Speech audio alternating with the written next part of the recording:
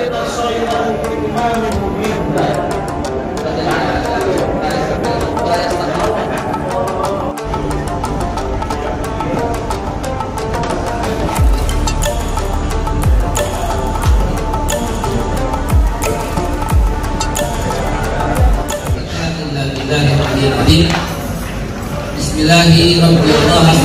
Tawakkaltu 'ala Allah wa tasabtu billah wa ta'ala ila Allah ma sya'allah la quwwata illa billah.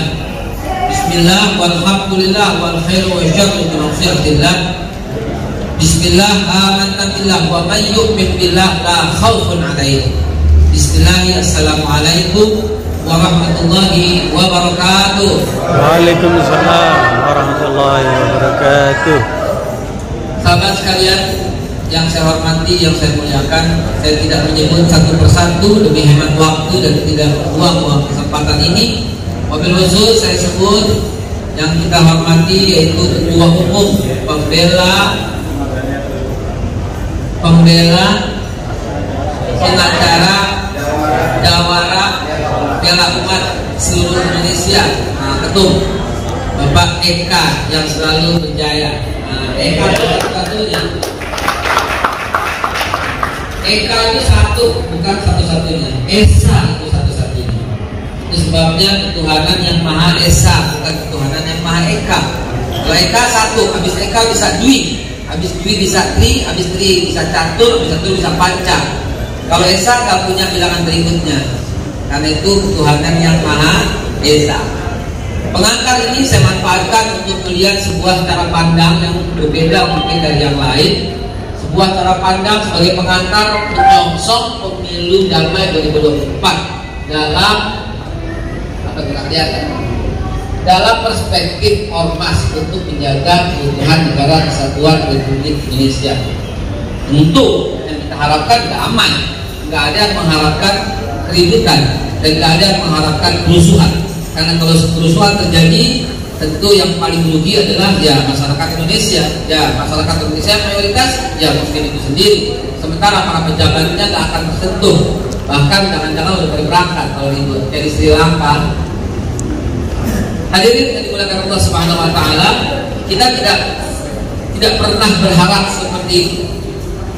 Namun ada indikasi ke arah sana. Ini yang harus dibongkar. Kita tidak berharap seperti itu, tapi ada indikasi ke arah sana. Selama ini sejarah mencatat bahwa kita betul-betul bangsa yang pemaaf. Kalau istilah Gus Dur, kita ini penakut. Kita ini bangsa penakut, istilah almarhum Kiai Abdurrahman Wahid. Betapa nggak penakut, sangat penakut.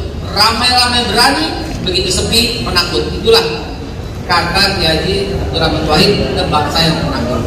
Sampai kapan penakut ini? Penakut dalam arti tidak berani mengungkapkan kebenaran. Penakut dalam arti tidak berani menyampaikan yang hak.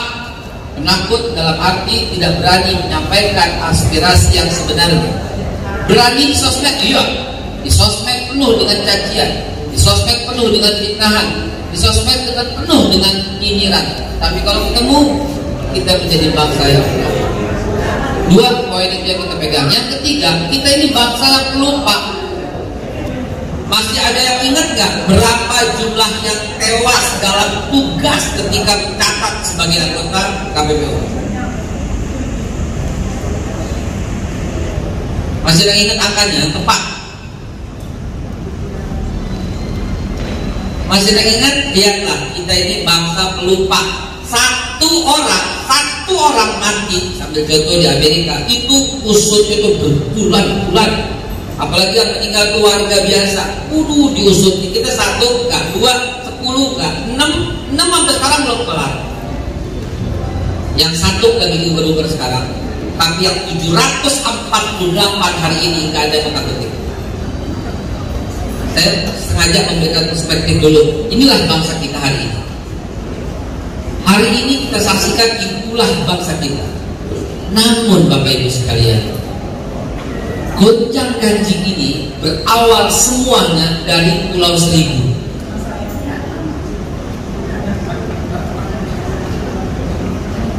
Ya, awal mula semua dari Pulau Seribu.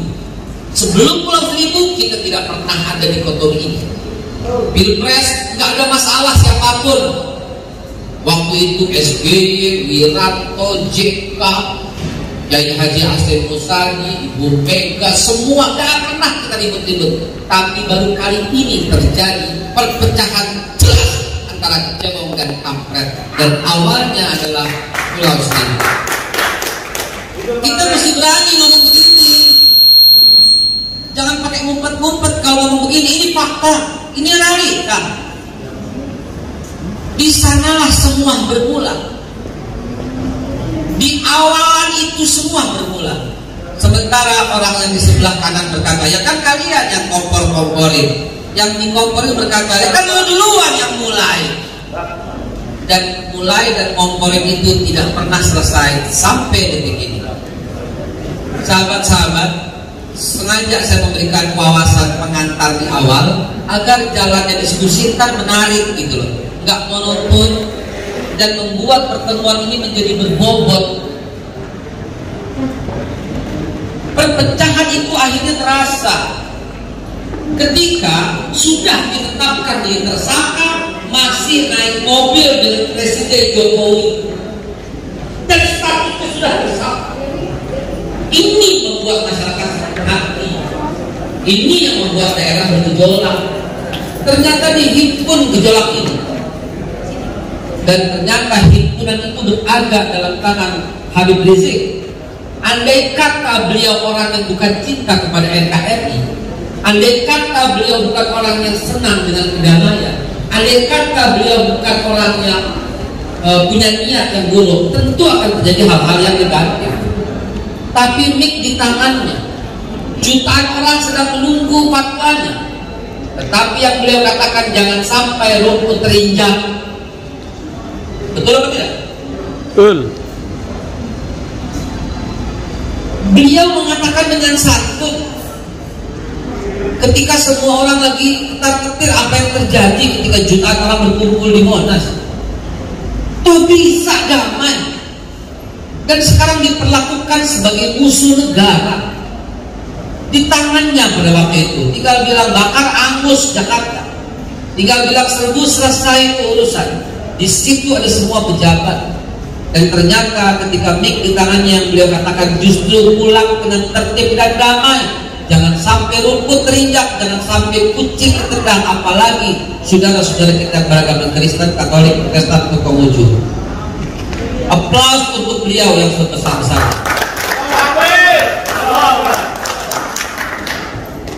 Tetapi negara memperlakukan seolah-olah sebagai musuh. Baru pulang. Dan berhasil pulang beliau mengatakan, saya ingin dialog. Jawabannya apa? Nggak ada dialog, nggak ada rekonsiliasi. Lalu kemana seorang anak bangsa yang mengerti Pancasila menyampaikannya? Tapi beliau meredam dan mendoakan kebaikan buat seluruh umat, seluruh bangsa. Kalau dia bisa seperti itu, kenapa pejabat tidak bisa? Kenapa tidak tidak? Sahabatku sekalian, mulai dari situlah terjadi terus. Lihat nggak buzzer-buzzer yang selalu senantiasa menebarkan dalam sosial media? Siapa yang dihina? Siapa yang dicaci maki? Siapa yang dibully setiap hari? Saat ini bulian, hinaan, cacian, makian bertuju pada satu orang, dan orang itu ada digambar di sini oleh Jamal. Mudah-mudahan itu ada. Amin.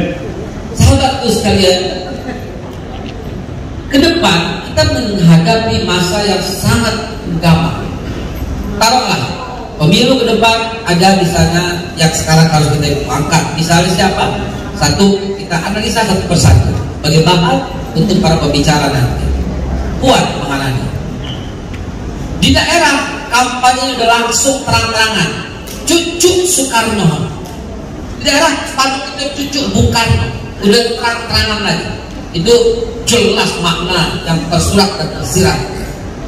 Tapi elektabilitasnya nggak bisa diangkat sedikit pun. Tetap diangkat di angka-angka seperti itu, satu digit, sehingga membawa ketidakpercayaan diri bagi PDIP untuk mengusungnya beliau. Ada calon lain yang cukup kuat, Ganjar. Kita lihat Ganjar nggak enak hati untuk melampaui Mbak Puan. Ganjar setia sebagai petugas partai, tapi dia punya tiketnya diambil sama Julhas, tiketnya diambil sama Manharpa, dan juga diambil oleh siapa lagi, satu lagi, Pak Erlangga. 3 politikus andal menggabungkan diri yang kelihatannya diduga mendukung Pak Ganjar, dan kecenderungan presiden kita kasat mata diduga, kalau pakai diduga aman kata bahasa hukum, sangat condong kepada Pak Ganjar ketimbang yang lain. Tetapi apakah cukup suaranya? Apakah rela berhadapan dengan partai yang membesarkannya? Belum tentu. Pak Anies Baswedan, calon yang ada selalu di hati, digambar oleh Pak Eka dan pejabat ini semua. Semula P3 mencalonkannya. Saya tahu persis bagaimana prosesnya dan ikut terlibat di awalnya.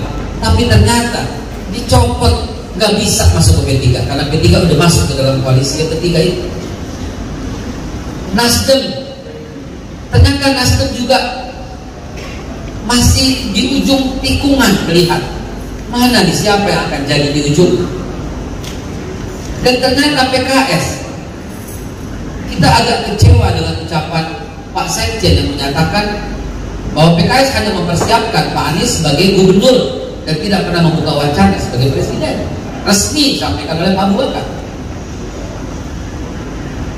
Lalu siapa yang akan mengusungnya? Kalau Nasdem masih abu-abu, PKS masih abu-abu, dan kalaupun berdua ini gabung masih belum cukup karena ada hambatan dari entry, yaitu Presiden Threshold yang membuat penghambat dan mengganjal Pak Anies.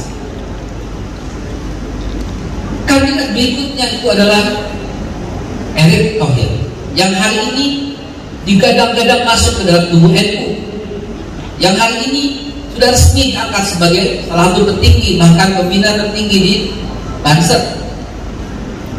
Dan saya tahu persis logo-logonya telah dibuat sedemikian rupa, bajunya dan segalanya, dan didukung oleh basis NU di pesantren-pesantren. Tapi siapa yang mau membawanya? Pak Prabowo. Semakin hari semakin kelihatan masih ada orang yang sakit hati dengan langkah yang dilakukan Pak Prabowo. Ya, barisan sakit hati ini merasa pesannya tak tersampaikan oleh Pak Prabowo. Ulang kali saya sampaikan, saya pesankan bahwa kenapa kita menjadi bangsa yang kerdil seperti ini. Barack Obama punya lawan itu Hillary Clinton, Pak. Tapi ketika Barack Obama jadi presiden, jam yang sama langsung ditunjuk Hillary adalah menteri luar negeri daripada kan presiden. Di negara yang katanya tidak punya agama, telah menghapuskan segala dendam dan prasangka. Apakah kita masih tetap dalam prasangka buruk seperti ini?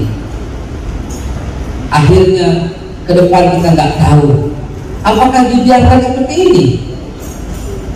Tolong nanti dibahas bahwa ekonomi kita berada di tingkat terendah saat ini, tapi masyarakat belum sadar karena ada yang selalu suplai makanan, ada yang selalu mengganjal perut mereka, dan mereka belum teriak lapar karena bangsa ini ukurannya perut begitu lama baru apapun bisa terjadi.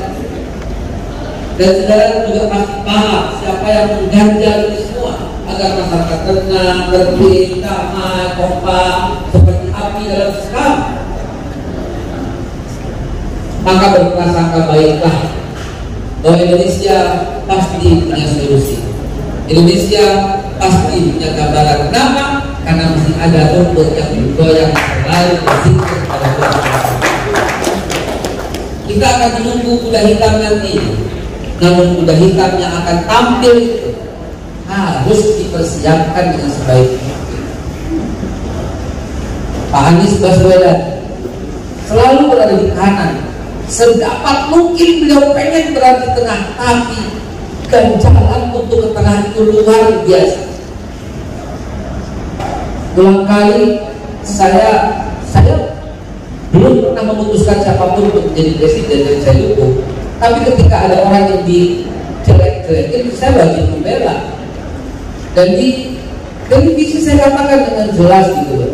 Ada gubernur di seluruh Indonesia yang pertama kali membuka tempat di mana boleh pawai Natal. Dan orang itu juga yang pertama kali membuat sebuah tempat pembakaran ayam atau ngabel. Dan orang itu juga yang pertama kali melakukan pembukaan peresmian Chinatown. Lalu tetap aja dituduh hilafah, dituduh pro HTI, dituduh dan sebagainya dengan tuduhan-tuduhan yang sangat tekanan, bahkan kanan luar istilahnya artikel. Selalu dikeret-keret ke sana. Sedapat mungkin dia itu orang tengah sebenarnya. Tetapi lihatlah, nggak akan pernah bisa ke tengah karena yang kiri selalu mendorong dan memaksakan beliau untuk segera pergi ke kanan. Kasus Bidakara, apakah nggak cukup contoh bahwa beliau didorong kalau perlu dijorokin ke kanan agar tak bisa dikiri oleh tengah, apalagi kiri. Dan saya tidak perlu menceritakan apa maksud kiri atau kanan. Ada juga kiri luar, ada juga kanan luar. Dan Anda sudah tahu siapa maksud kiri luar dan kanan luar. Sengaja ini saya sampaikan di awal biar menjadi sebuah diskusi yang menarik agar terbuka, agar terjadi kecerdasan dalam gerak langkah ini. Tokoh-tokoh sudah pada hadir, dari Bawaslu sudah hadir, dari KPU sudah hadir, tokoh kita, guru kita, Kiai Muhammad Khattab sudah hadir, dan semua yang saya sebutkan hadir. Jadi saya sengaja memberikan pengantar di awal agar suasana terbangun dengan cantik, dan saya berikan perspektif dari awal sampai dengan bahkan sampai 2024 yang akan datang. Mari izinkan saya menutup dengan satu ayat. Kenapa Quraisy yang begitu kecil tiba-tiba dalam waktu 23 tahun menguasai seluruh Hijaz? 632 seluruh Hijaz di bawah tapak kaki Quraisy.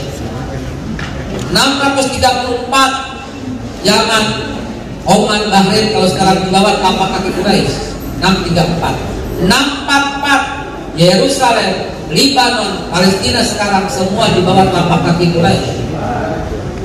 657 Asia Tenggara, India sampai Indonesia di bawah tapak kaki Quraisy. 661 seluruh, bukan tafsir Ibnu Katsirnya, bukan tafsir, sehingga jelas bahwa rihlah yang dimaksud. Kalau musim panas beliau ke Syam dan ke semua daerah, kalau musim dingin mereka ke Yaman dan seterusnya. Apa yang terjadi setelah rihlah? Pertukaran budaya, pertukaran asimilasi, pertukaran bahasa, budaya, pertukaran adat istiadat. Ini yang membuat globalnya bangsa Quraisy pada waktu itu. Rasulullah Sallallahu Alaihi Wasallam berpikir global. Kalau tidak ada hadis dari Nabi Muhammad. Globalnya Rasulullah ini yang dituntut kepada pemimpin yang akan datang nanti berpikir global seperti itu. Setelah berpikir global, maka ada dua yang mesti diperhatikan untuk damainya pemilu. Nah, ini pesanan daripada pejabat. Menyongsong pemilu damai dua. Dalilnya surat Al-Qur'an. Alladzina amahum min ju', urusan perut, wa amanahum min khauf, urusan stabilitas keamanan. Dua ini terganggu, maka tidak ada yang namanya pemilu damai. Saya Pak, dua ini terganggu, tidak ada yang namanya pemilu damai. Pemilu damai kalau ada, tidak ada yang ju' dan tidak ada yang khauf. Gak ada yang lapar dan gak ada yang takut. Dan luar biasanya Gubernur Pak Anies Baswedan menciptakan dua itu. Cuma dibalik kata-katanya. Apa? Kotanya apa? Dan sejahtera, maju kotanya, bahagia warganya. Bahagia itu lawan daripada takut, dan maju itu sejahtera lawan daripada lapar. Jadi tepat banget slogan ini. Jadi ini bukan berarti apa-apa ya, saya cuma menyampaikan slogan ini tepat mengatasi rasa lapar dan mengatasi rasa takut. Rasulullah SAW menerangkan ini, dan tentu atas bimbingan wahyu, wa ma yantiqu 'anil hawa in huwa illa wahyun yuha. Lapar itu pertama kali diberesin, dan kemudian rasa takut. Lapar itu berarti stabilitas ekonomi atau sejahtera. Nggak ada yang takut, berarti stabilitas pertahanan, keamanan. Maka ke depan nanti kalau memilih pemimpin, pilihlah yang ahli ekonomi dan ahli pertahanan keamanan. Insya Allah damai pemilu ini.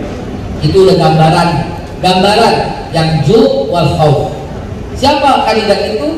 Silahkan digodok. Yang penting orang itu harus jago ekonomi, karena ke depan ekonomi sangat berat, dan jago pertahanan keamanan. Berarti ada unsur abri dong. Silahkan tenang abri. Bahasa kita masih bahasa zaman dulu ya. Ada unsur orang yang ahli ekonomi, ada unsur orang yang ahli pertahanan keamanan, dan dua gabungan inilah yang akan membuat Indonesia tertib, tenang, dan damai. Jangan lupa semua dikemas dengan rihlah. Rihlah yaitu mengakui kita. Rihlah mengakui bahwa kita terdiri dari bersuku-suku, berbangsa-bangsa, dan itu bagian dari perintah Allah Subhanahu wa taala, wa ja'alnakum syu'uban wa qabailan lita'arafu. Mudah-mudahan pengantar dari Al-Fakir ini membuat kita semakin bisa berdiskusi dengan cermat. Saya minta maaf dan sebesar-besarnya karena tuntutan tugas, dan saya tidak bisa menolak kalau yang minta itu adalah pejabat. Wabil khusus yang saya hormati sahabat saya Bapak Eka Jaya. Wassalamualaikum warahmatullahi wabarakatuh.